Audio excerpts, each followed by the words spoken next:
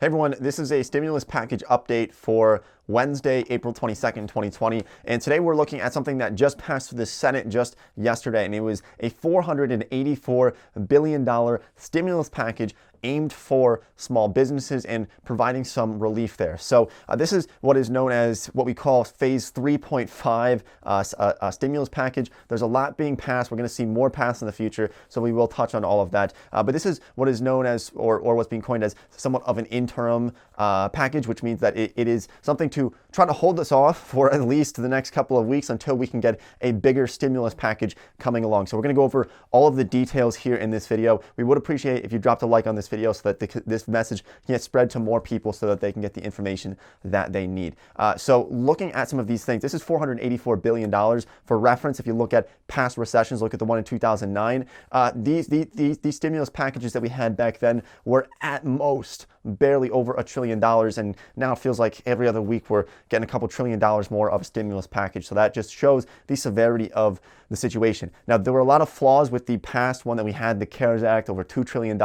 It did help a lot of people. In that was that $1,200 check for most Americans, but also a lot of things known as the Payroll Protection Program, which is meant to help small businesses to be able to pay their employees, be able to afford payroll so that those small businesses don't go under. Now, if you've been watching the news, you'll see that Shake Shack they decided to give back, I think it was $10 million from that, because a lot of big corporations somehow snuck into this funding that was meant for small businesses. And we see Shake Shack, we see some of these big steakhouses, some of these large multi-billion dollar corporations slipping in here and getting some of this small business funding. This funding that was meant for people who maybe have a couple of employees, they own an ice cream shop, and they need to be able to pay for their mortgage, be able to pay for their lease and for their supplies. And so there were some flaws with that. Luckily, it looks like we are seeing some different things going on here with this $484 billion stimulus package that was just passed. It's really supposed to help people who maybe don't have access to the big banks. They're not able to get that funding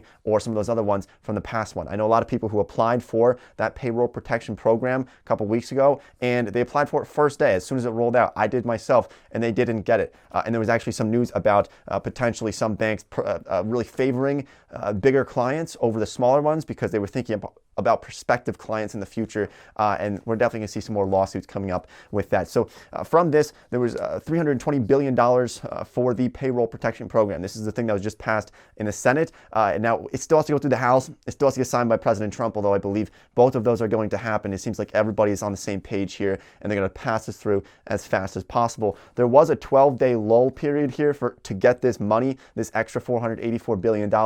This was a little bit of disputes between Republicans and Democrats. We're going to try to keep this channel away from politics. I really don't like talking about politics, and honestly, I don't care what side of the political spectrum that you're on. But it does look like the Democrats did really try to argue for a couple of things, some of them being for getting some extra money for people in rural areas or people who don't have access to those big banks, like the problem that we saw with the last one.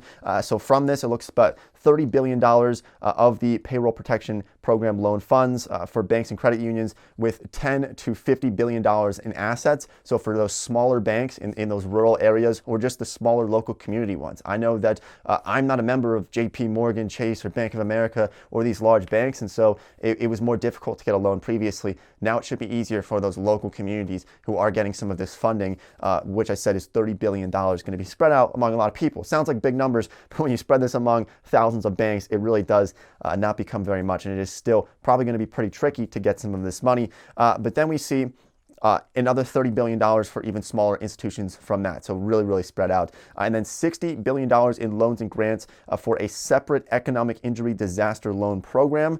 This is making farms and ranches eligible for these loans, and then another $75 billion for hospitals. This one was really important because there's a lot of hospitals who these health networks, most of their income comes actually from elective surgeries. You know, you think your grandma needs a knee replacement, or maybe you need a hip replacement, right? So this is where they make a lot of their money. Nobody's getting elective surgery right now.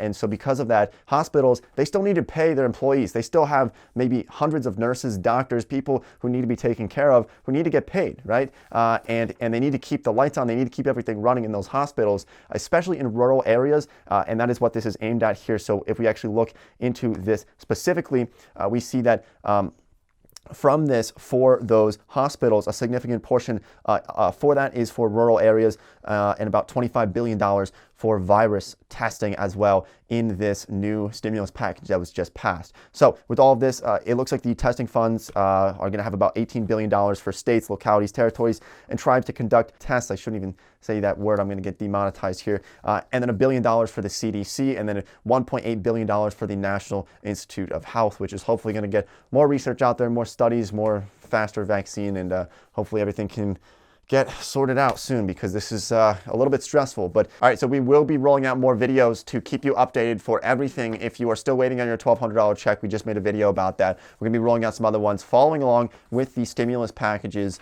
and stimulus deals that are gonna be rolling out in the coming weeks, because there are going to be plenty more. Like I said, this is an interim one. This is one for the short term to hopefully get just more money out there for the businesses to survive and stay afloat for the time being. So thanks for watching. Don't forget to subscribe, drop a like, and share this with people who you think this could benefit. Thanks. I'll see you guys next time.